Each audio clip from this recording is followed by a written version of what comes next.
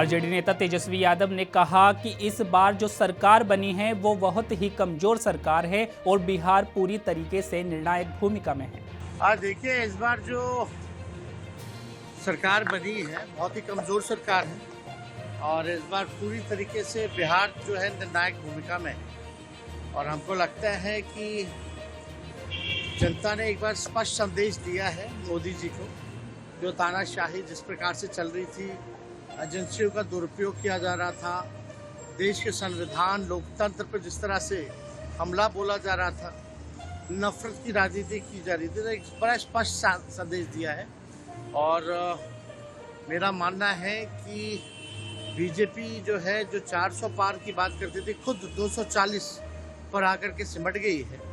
तो ये एक स्पष्ट जनादेश है, जनता का इशारा है कि आप जो है तानाशाही खत्म कीजिए। और इस बार विपक्ष जो है बहुत ही मजबूत विपक्ष है। तो अगर इंडिया अलायंस की बात की जाए तो 237 के आसपास लगभग बीजेपी के मुकाबले है और बीजेपी इस बार बैसाखी पर है। प्रधानमंत्री नरेंद्र मोदी 14 जून को G7 आउटरीच शिखर सम्मेलन में हिस्सा लेने के लिए ब्रिंडीसी हवाई अड्डे पहुंचे।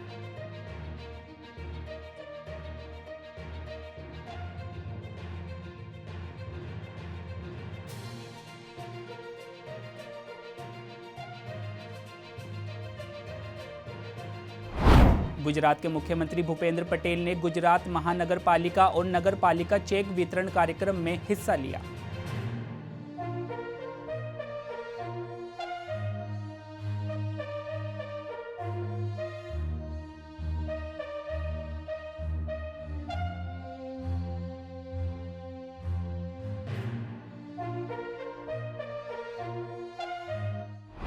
हरियाणा के सीएम नायब सिंह सैनी ने कहा कि आज एयर अलायंस के साथ MOU हस्ताक्षर हुआ है। पीएम मोदी का विजन रहा है कि हवाई चप्पल वाला भी हवाई जहाज की सैर करेगा। आज एयर अलायंस ने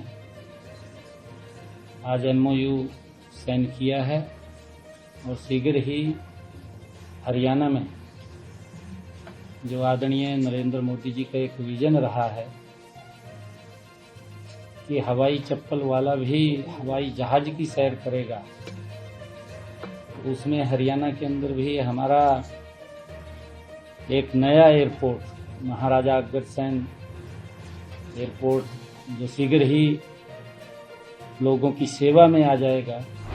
दिल्ली सरकार में मंत्री व आप नेता सौरभ भारद्वाज ने कहा कि अगर लोगों को हिंदुस्तान में रोजगार मिले तो इन लोगों को क्या जरूरत है कि वे मध्य पूर्व या दूसरे देशों में छोटी छोटी नौकरी के लिए जाएं। आज हिंदुस्तान के अंदर एम्प्लॉयमेंट नहीं है। अगर हिंदुस्तान के अंदर इन लोगों को रोजगार मिले तो किसी को क्या जरूरत है मिडिल ईस्ट या इस तरीके के देशों में छोटी छोटी मजदूरों की नौकरियां इनको करनी पड़ रही है। देश की सरकार को जरूरत है कि अब रोजगार के ऊपर काम करें। हमारे लोग क्यों जाएं बाहर, हमारे लोगों को यहाँ पे अच्छी नौकरी मिले। भाजपा नेता नवनीत राणा ने कहा कि मुझे लगता है कि हम जैसे जितने भी उम्मीदवार थे और मैं हारकर भी तब जीत गई जब प्रधानमंत्री मोदी ने प्रधानमंत्री पद की शपथ ली। मेरी हार होकर भी मैं उस वक्त जीत गई जिस वक्त मेरे प्रधानमंत्री ने एज ए प्राइम मिनिस्टर शपथ ली। तो मुझे लगता है हार के भी हमारी जीत है इस देश के लोगों की।